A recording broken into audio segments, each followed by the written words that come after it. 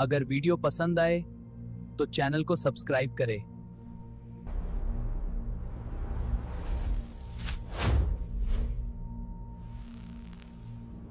तो आज हम बात करने वाले हैं मुंबई के कॉलेज से जुड़ी एक बहुत ही डरावनी कहानी की। ये एक ऐसा किस्सा है जो दोस्तों के बीच लगी एक छोटी सी शर्त से शुरू हुआ और फिर एक बेहद भयानक रात में तब्दील हो गया। ये कहानी है मुंबई के जुहू इलाके में मौजूद मशहूर एसएनडीटी गर्ल्स कॉलेज की। और यहाँ की सबसे पुरानी और डरावनी किंवदंती ये है कि ठीक रात के 2 बजे एक औरत की आत्मा उस कॉलेज में भटकती है। कहा जाता है कि कई लोगों ने उसकी मौजूदगी को महसूस भी किया है। देखिए, इस कॉलेज में असल में 2 इमारतें हैं। एक तो नई वाली जहां आज भी क्लासेस वगैरह चलती हैं, और एक है पुरानी बिल्डिंग जो अब पूरी तरह से वीरान एक खंडहर बन चुकी है। और जितनी भी डरावनी कहानियां हैं वो सब इसी पुरानी इमारत से जुड़ी हुई हैं। वहां के स्टूडेंट्स के बीच ये बात फैली हुई है कि इस पुरानी बिल्डिंग में एक औरत का साया है। रात के सन्नाटे में अक्सर अजीब अजीब आवाजें गूंजती हैं, और ये सब कुछ अपने चरम पर होता है ठीक रात के 2 बजे।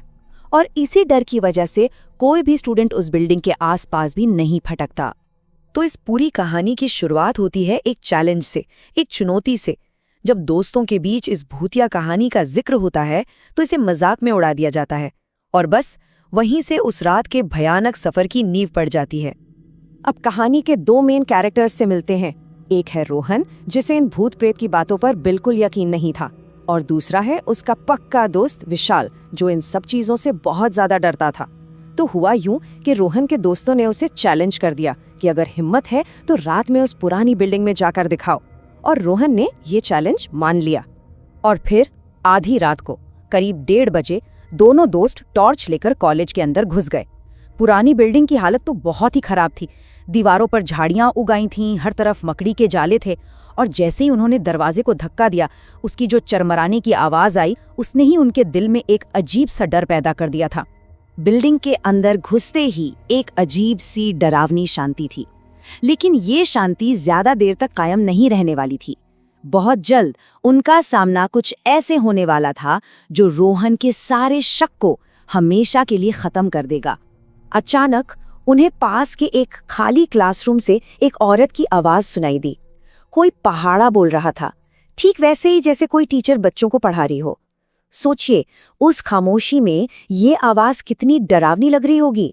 वो दोनों धीरे धीरे उस आवाज की तरफ बढ़े, लेकिन जैसे ही वो उस क्लासरूम के पास पहुंचे, आवाज एकदम से बंद हो गई, और उसी पल उन्हें एक अजीब सी ठंडक महसूस हुई। मतलब इतनी ठंडक जैसे वो किसी बड़े से फ्रीजर के दरवाजे पर खड़े हों। अब इस पॉइंट पर भी रोहन को यही लग रहा था कि शायद कोई उनके साथ प्रैंक कर रहा है, कोई मजाक कर रहा है। वो हिम्मत करके विशाल को अपने साथ उस खाली क्लासरूम के अंदर ले गया, बस ये साबित करने के लिए कि देखो यहाँ कुछ भी नहीं है।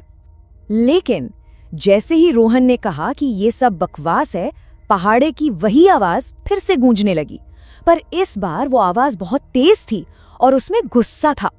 और फिर अचानक एक जोरदार थप्पड़ की आवाज आई, जिसके फौरन बाद कई बच्चों के एक साथ रोने की आवाजों से वो पूरा कमरा भर गया। और फिर जो हुआ उसने तो उनके होश ही उड़ा दिए। उन्होंने देखा कि क्लासरूम के उस पुराने ब्लैकबोर्ड पर चौक से अपने आप कुछ लिखा जा रहा था, और उस पर लिखा था, मुझे यहाँ मारा गया था और अब मैं अपना बदला लेना चाहती हूँ। ये पढ़ते ही दोनों की रूह कांप गई और वो डर के मारे बुरी तरह कांपने लगे। अब तक तो मजाक और हकीकत का सारा फर्क मिट चुका था। वो दोनों अपनी जान बचाने के लिए भागे, लेकिन डर और दहशत के उस माहौल में कहानी ने एक और भी भयानक मोड़ ले लिया था। जैसे ही वो बिल्डिंग से बाहर की तरफ भागे, बाहर पहुंचकर रोहन ने देखा कि विशाल उसके साथ है ही नहीं, वो पीछे रह गया है। उसने घबराकर विशाल को आवाज लगाई, और तभी उसकी नजर पहली मंजिल की खिड़की पर पड़ी। विशाल अंदर फंस गया था, खिड़की का शीशा पीट रहा था और मदद के लिए चिल्ला रहा था। अब रोहन अपने दोस्त को ऐसे अकेले तो नहीं छोड़ सकता था। उसने हिम्मत जुटाई और वापस उस डरावनी बिल्डिंग के अंदर भागा। जब वो उस क्लासरूम में पहुंचा तो वहां का नजारा देखकर उसके होश उड़ गए। विशाल जमीन पर बैठकर रो रहा था और एक काली साड़ी वाली औरत को पहाड़ा सुना रहा था। वो औरत कोई इंसान नहीं थी। उसके कपड़े धूल और मिट्टी से सने हुए थे, बाल बिखरे थे, चेहरा सूजा हुआ और सड़ रहा था, और उसकी आंखें पूरी तरह से सफेद थीं। उसके हाथ में एक छड़ी थी जिससे वो विशाल को डरा रही थी। रोहन ने डरते डरते विशाल को पुकारा, और तभी उस औरत का ध्यान रोहन पर गया। उसने अपनी गर्दन धीरे से रोहन की तरफ घुमाई और एक बेहद खौफनाक मुस्कान दी। बस ये देखना था कि रोहन घबराकर भागा, लेकिन सीढ़ियों पर उसका पैर फिसल गया और वो गिरकर बेहोश हो गया। तो चलिए अब देखते हैं कि इसके बाद क्या हुआ, क्योंकि ये घटना यहाँ खत्म नहीं होती, बल्कि यहाँ से और भी ज्यादा उलझ जाती है। जब रोहन की आंख खुली तो हकीकत सामने आने के बजाय एक नया ही रहस्य सामने आ खड़ा हुआ। जब रोहन को होश आया तो वो विशाल के फ्लैट पर था, पर विशाल ने जो कहानी सुनाई वो रोहन की यादों से बिल्कुल अलग थी। विशाल के मुताबिक रोहन बिल्डिंग में फंस गया था और वो उसे बचाने के लिए अपने दोस्तों के साथ अंदर गया था। मतलब दोनों की कहानियां एक दूसरे से एकदम अलग थीं। एक कह रहा है कि विशाल फंसा था तो दूसरा कह रहा है कि रोहन फंसा था। खैर, उस रात जो भी हुआ हो, उस घटना के बाद दोनों दोस्तों को ये यकीन हो गया कि वो कॉलेज वाकई में प्रेतवादित है। वो फिर कभी उस पुरानी बिल्डिंग के पास भी नहीं गए। लेकिन एसएनडीटी गर्ल्स कॉलेज की ये किंवदंती आज भी वहां के छात्रों के बीच जिंदा है और उनके डर का कारण बनी हुई है। और ये सब हमें एक सवाल पर लाकर छोड़ देता है। अगर दोनों दोस्तों की कहानियां अलग अलग थीं, तो उस रात का सच क्या था? असल में हुआ क्या था?